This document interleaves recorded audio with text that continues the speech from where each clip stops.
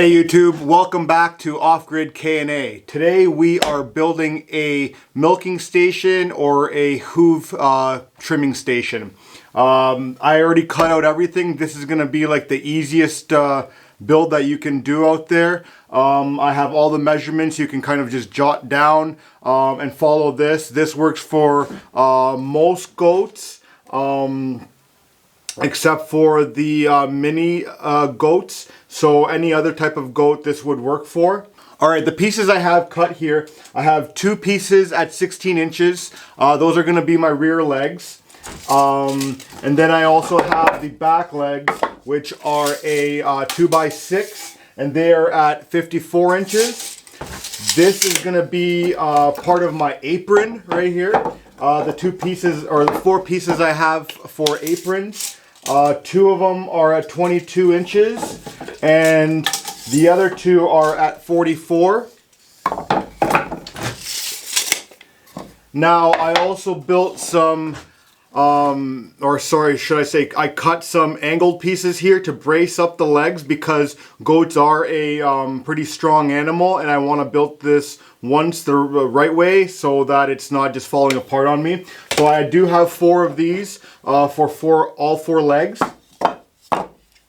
And I also cut 6 boards here, which are at 22 inches, which will be the same as your apron measurement here. And then I also have two pieces of, I would say, 1/2 inch by 6 inch, and these I believe are also 44 inches. 44 inches. One thing to keep in mind, depending on what tool you're using to cut this stuff with, so if you have a long plank like I did with these three here, this was all off of one plank.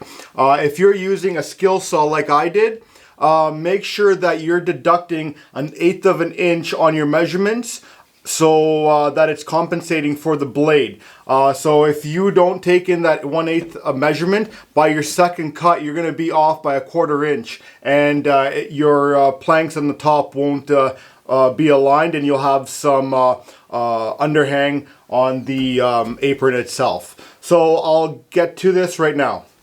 Okay, to start, you're essentially going to be making a tabletop, and the tabletop's going to be a rectangle, and you're going to have two different size of legs. That's basically the start of this. So what I'll do is I'll get my two pieces at 22 inches, and I'll screw onto the 44 inch pieces that I have.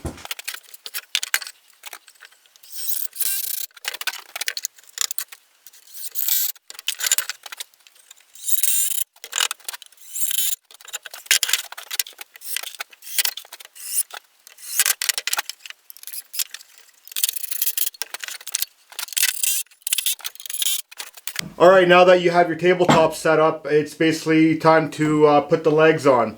I like to start with the shorter ones because they're going to be the easiest, and then I can measure down for the length that I need for the longer side. Oh, and just to let you know, I'm using 3-inch deck screws on here and a impact driver just to make things easier. You can use just a regular drill as well, but the impacts are a little bit easier on the arms. So what you want to do is with your 16-inch pieces, you want to put it so that it's flush on the top here, and so that when I do run these the planks, the 22-inch planks on top, that this is not impeding that. So you could even go down a little bit lower from the top, just that way you're sure that it's not going to impede the boards when you put them on.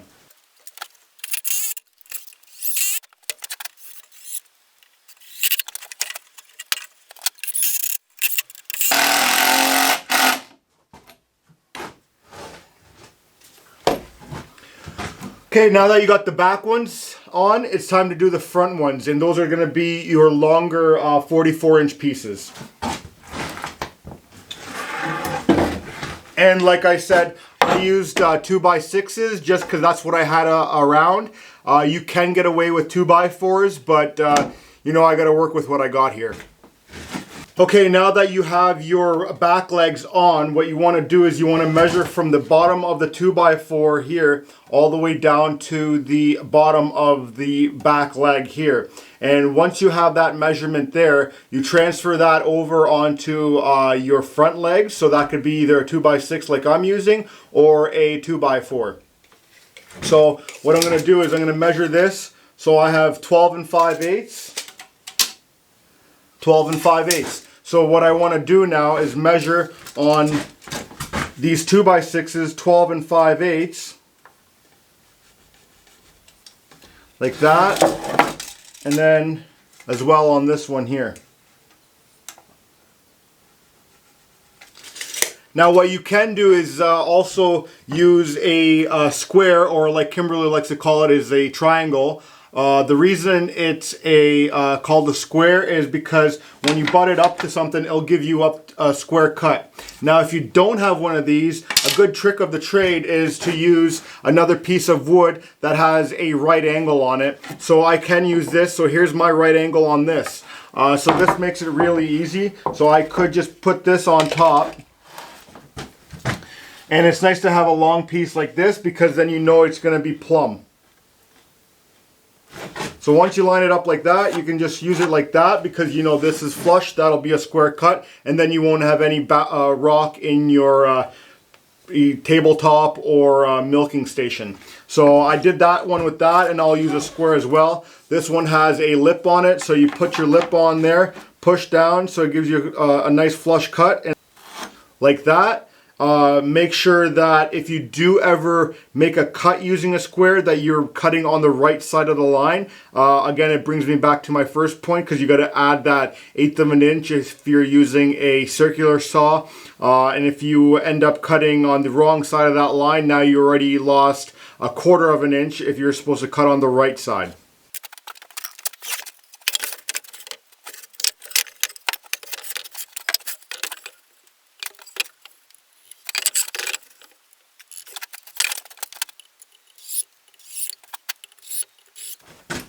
Now I like to pre-drill all my screws in here, especially if I'm holding up another piece, and so that I'm not trying to do one of these, trying to start a screw, hold the wood in place. I could use clamps, but I can't find them at this point, so, you know, work with what you got.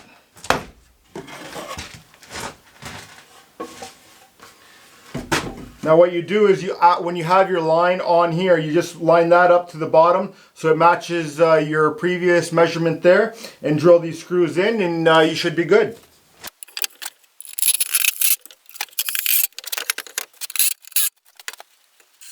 Alright, I had to get the table out of the way just to make things work a little bit better. So I got my stand here in place. So this is basically the skeleton of it. Now what I want to do is put in my braces here. And what I did was I have them 11 inches from end to end, and then I cut them on a 45 on the inside. And what I'm going to do with these is I'm going to put them down on these legs here, screw them.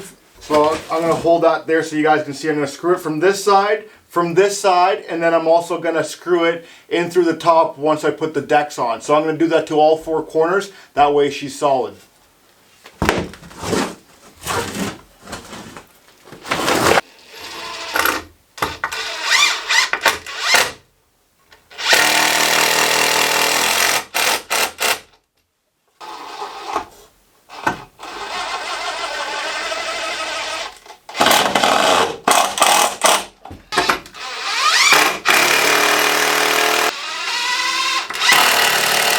Okay, now that you have all your braces and it's time to put the planks on, now you can go with plywood. I would recommend at least 1/2 inch. If I was to do it with plywood, I'd probably go with 3/4, just because how strong the goats are.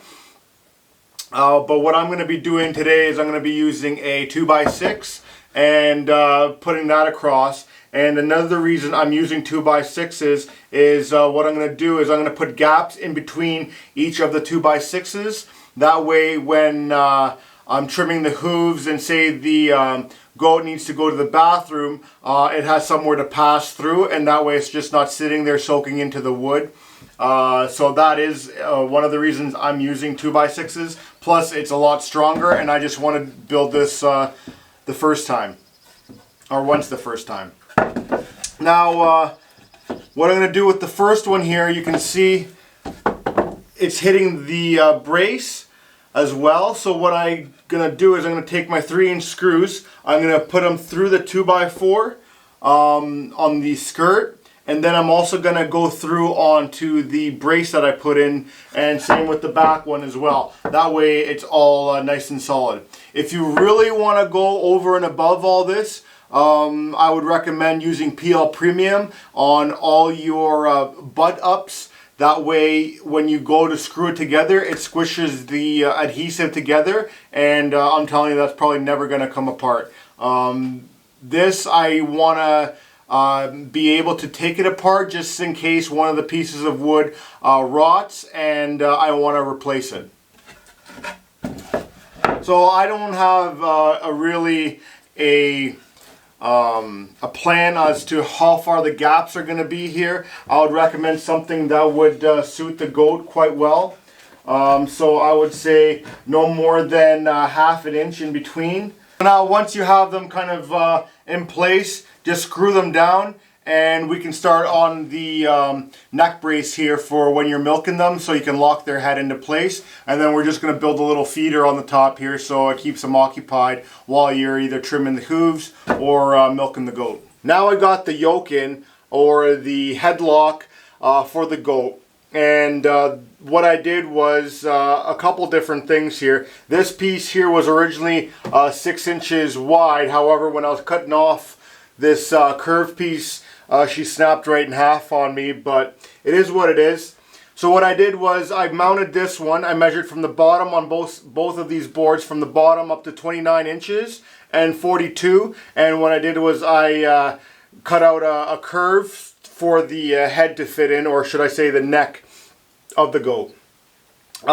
In between this piece and the 2x6 for the leg, I added a 2x4 just to screw this one on here so that it's really solid. And then I took a 5/8 spade bit and I drilled right through this and the 2x4 here and put in a 3/8 bolt with a wash on it and a nut. That way it swivels whenever I need to get the goat in there. I also just put in a little 3-inch screw here so that when I do release it, it has something to rest. One thing I'm going to look at getting is some jack chain to lock it into place when I have the goat here, just so that it's a little bit stronger. But for the time being, I'm just going to use a piece of rope to tie it once I get the goat in there.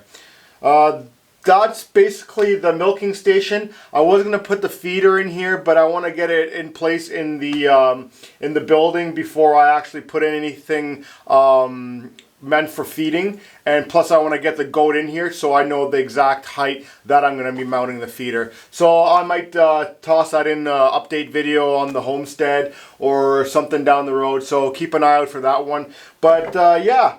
Hopefully you guys got something out of this. It's pretty straightforward, very simple to build, and I think this will work just perfectly. If you have any questions, comments, please leave them in the comments section, and I'll see you on the next video.